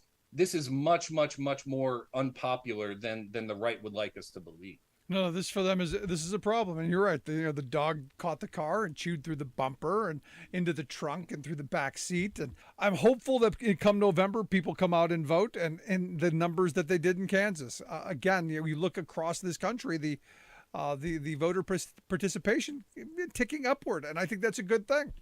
Yeah, not only is it ticking upward, but the voter registrations among women are shooting through the roof. You would hope. I think right now, especially after last night, we have Democrats all over the country trying to find ways to get this stuff on the ballot because they know that if they do, people will come out and vote for it.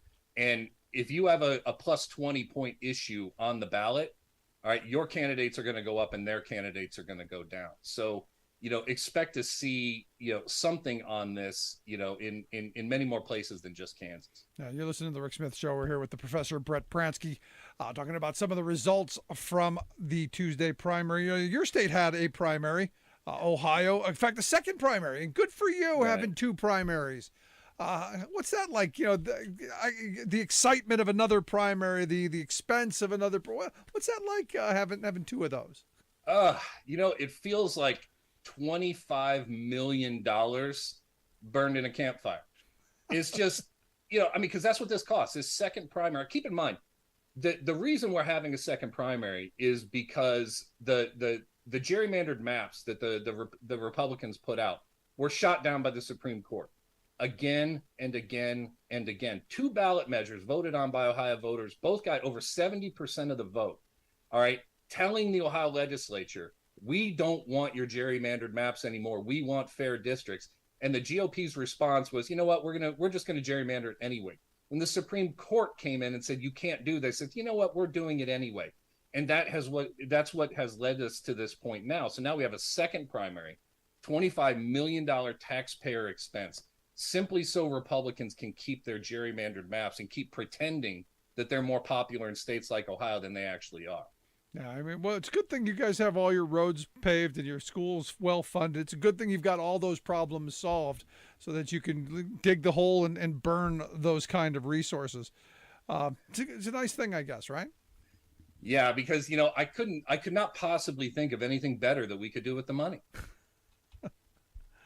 Scary times. But here again, this is an example of absolute power corrupting absolutely, because as I understand it, and obviously you know more about this, it being your state, the maps that Democrats had put forth still gave Republicans, overwhelming control, just not absolute and total control. Republicans want absolute and total control. Yeah. This is, the Democratic maps that were put out were still a significant Republican advantage, a much larger advantage than Republicans actually hold in the state. This is roughly a 53-47 red state. All right, it's an R+5, R+6 state. Now, and when you look at that, we've had, just give you an example of what these gerrymandered maps have done. The 16 congressional seats in Ohio, well, we just got it reduced to 15 after the census. But for 10 years in a 53-47 states, Republicans held 12 out of 16 congressional seats because of gerrymandering. So they held 75% of the seats when they hold roughly 52-53% of the voting population. And they held every single one of those seats for 10 years. For 10 years, not one seat changed party in Congress, not one seat.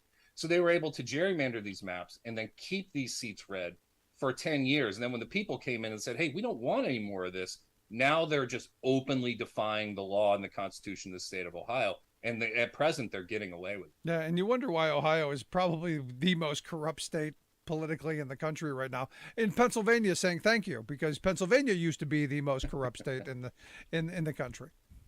Yeah, I mean, here we don't elect speakers of the House. We replace them after the FBI carts them off to jail. I mean, it's just the last three Republicans. Well, there was one guy. The last 3 out of the last 4 have been carted off by the FBI. Now, 2 of them were the same guy. He got carted off by the FBI, went home, touched base or whatever, and came back and won the speakership again and got removed again by the FBI. So, corruption in Ohio is as plentiful as corn. Wow. It's almost like an Olympic sport.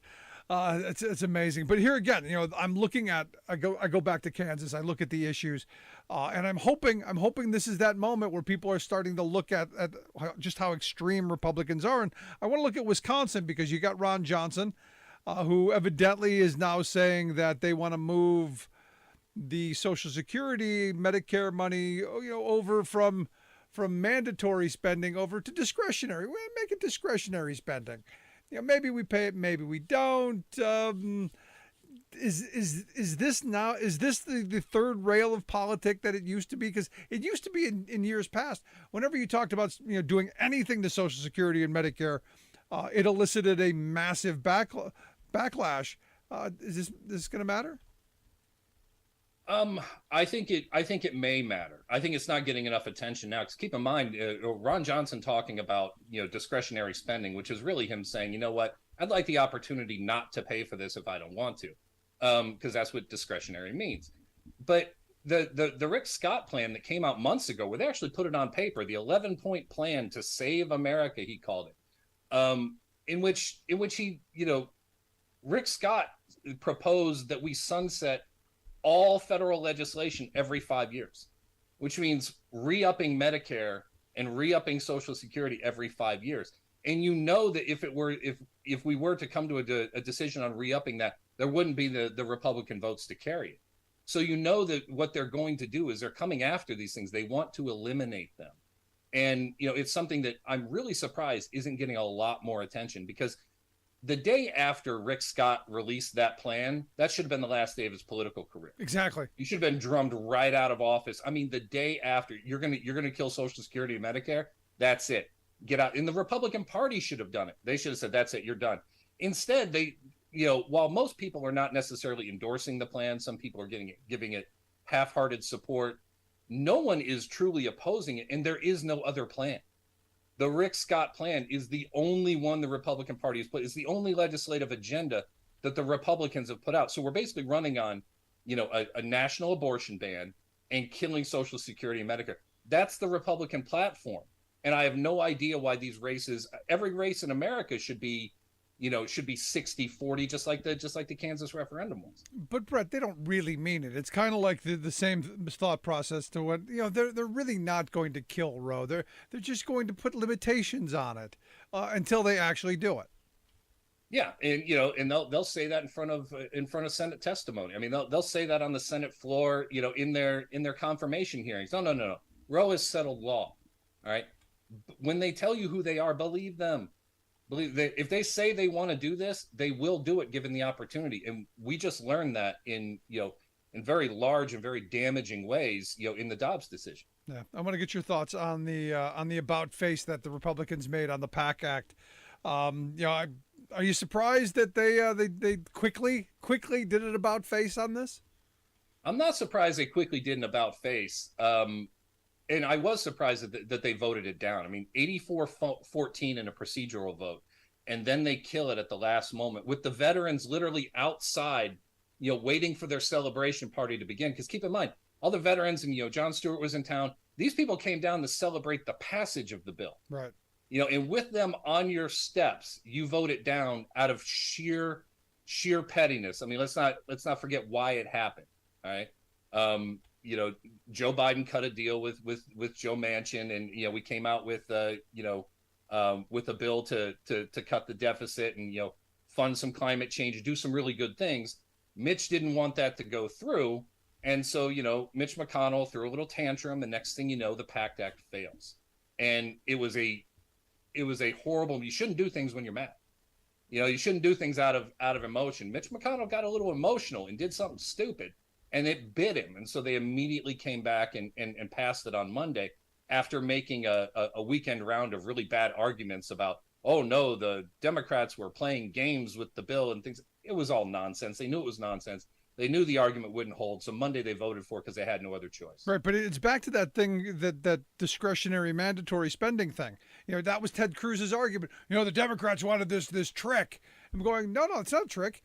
I think it should be mandatory. I think you allocate the money for it. It should be spent on veterans and healthcare and people who are suffering. I think that's what you should do. Absolutely. I don't think you should have the choice of, maybe I pay it, maybe I don't. No, I don't think that's how this should work. So no trick here, guys. None whatsoever. Yeah, the Ted Cruz argument about discretionary funding. Let me tell you the one thing that is always universally true about Ted Cruz, and that is this: Ted Cruz is lying. All right. And it doesn't matter. You can replay that soundbite every time Ted Cruz says anything into a microphone. The answer to it is Ted Cruz is lying. If he's not lying, he's sleeping. And that's just, and that was thoroughly debunked right from the start. It was masterfully done by Jon Stewart, where he immediately addressed what Ted Cruz says, and took it apart and exposed the lie for what it was. And that's just what he does. That's just what Ted Cruz does to get his way. He has absolutely no problem lying boldly if it gets him what he wants. Yeah. One of the most despicable people in the Senate. Would love to see him ousted as well. But Brett, I appreciate the time, the thoughts, good stuff. Look forward to talking to you again real soon. All right, thanks. Good stuff. Our good friend Brett Pransky, the professor. Going to take a quick break back with your thoughts. You can email me, rick@thericksmithshow.com. Back after this.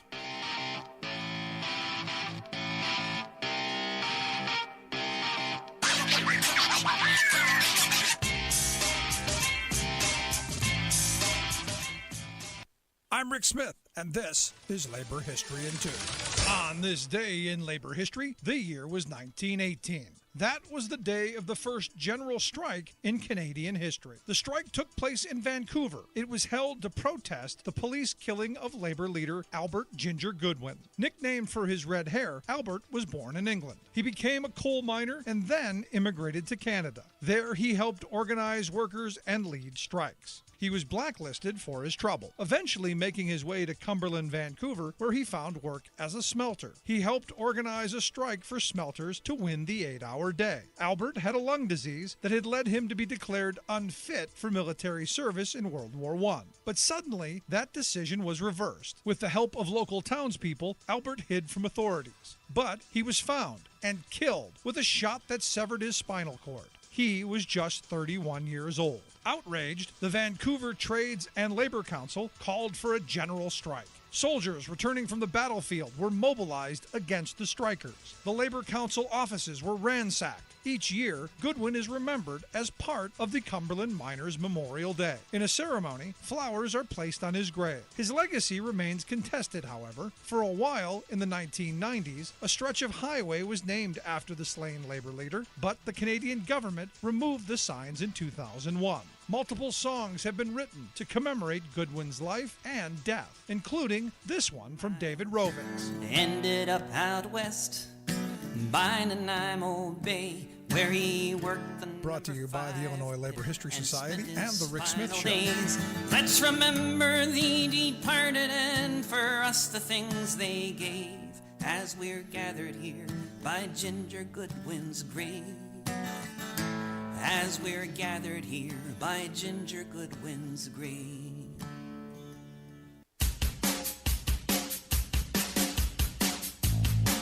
Welcome back to the Rick Smith Show. Check out our website, thericksmithshow.com. Kind of wrap things up. Big win in Kansas. I mean, I can't emphasize that enough. And Republicans have got to be, dropping bricks about now, because this trouble for them. That kind of energy in a red state, that kind of energy, I think I would have preferred it in November, to be honest. I think I would have rather had it in that, to get that kind of a push to the polls and people remembering why they've got to go out and vote.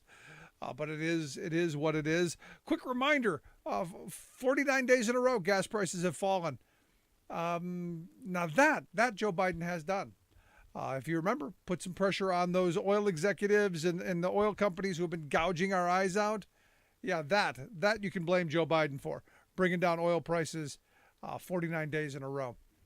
That's something I think we can blame on him. Where are those people with the finger and the pointing? Where's that? Yeah, I know. Don't. Just don't. Anyway, I'd love to hear your thoughts. Email me, rick@thericksmithshow.com. If you miss any portion of the program, download the podcast. Take the program on the go wherever you go. It's always available, always there, shareable. Share it with your friends, especially your coworkers and folks. Maybe your MAGA friends. Maybe you got a relative who watches that F channel, needs a little help. We can do that. ricksmithshow.com. That's where you can go to find that, or wherever you get your podcasts, from iTunes to iHeart, Stitcher to Podbean, everywhere in between. There we are. Wherever you get yours, you'll find ours. Thanks so much for tuning in. We'll see you back here next time. You've been listening to The Rick Smith Show. Email Rick at rick@thericksmithshow.com. Until next time, this has been The Rick Smith Show, where working people come to talk. It's going to get worse, and I think that we will be updating it maybe even for weeks to come. Death toll rises in Kentucky floods as extreme heat and fires sear the West. Good times for big oil. Plus, this is a major piece of legislation that they say would pay down the national debt, cut health care costs, fight climate change, and battle inflation. Manchin-Schumer compromise bill could be a game changer for climate. All of those game changers and more straight ahead. From BradBlog.com, I'm Brad Friedman. And I'm Desi Doyen. Stand by for 6 minutes of independent green news, politics, analysis, and snarky comment. Things could get much hotter, according to climate activist Al Gore. Gore went on the Sunday shows this weekend, warning that our atmosphere could get a lot worse. Thanks, Al. Where were you 20 years ago when we could have done something about... I'm sorry, he what? This is your green news. Well, maybe if more people had voted for him than the other guy, he would have had a chance to be... Oh, I'm sorry, what? This is your green news report. Say hi to Tipper. What? Okay, Desi Doyen, we can't even